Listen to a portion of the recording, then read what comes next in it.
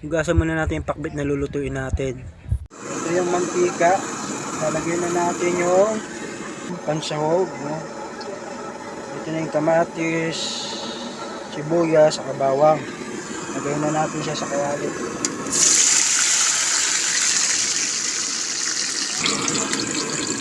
Panuhin natin siya. Tamang chef na naman tayo ngayon. Magluluto tayo ng pakbit. Uulamin natin na yung tanghalian. Ito na naman tayo. Yan o. Masarap yan. Pa-brown lang natin siya para mas masarap. Lagyan na natin ang ating gulay. Lagyan na natin ang gulay na pakbit.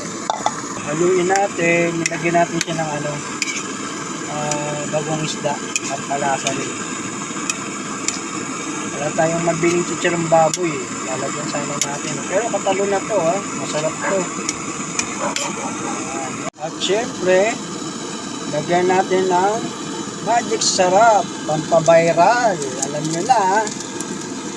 Ayan ha. Masarap to. Pampalasa. Hintayin na lang natin siya maluto. Yan. Tapos, kakain na tayo. Ayan na. Mausap na. Sarap na ito. Yan, ganito lang po pagluto lang, pakbit. Ang sarap nito. Yan, pwede na to, luto na. Hanguin na natin siya. Kain tayo, pakbit ulam. Ito yung niluto natin. Hop. Sarap talaga kumain ng gulay, no? Masustansya.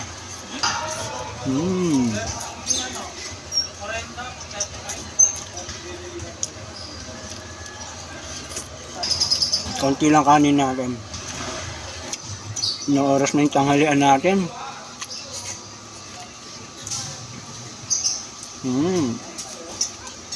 Mas makakatipid kapag paglutong bahay.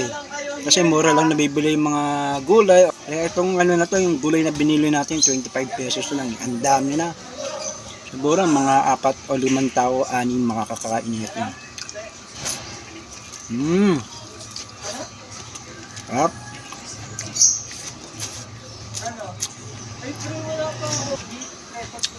Salamat po para sa mga nanonood sa atin, mga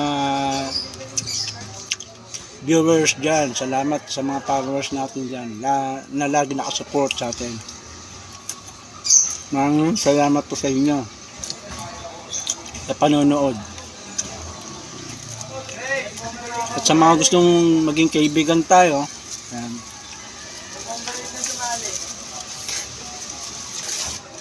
Tayo tubig, nabibila ko na tayo.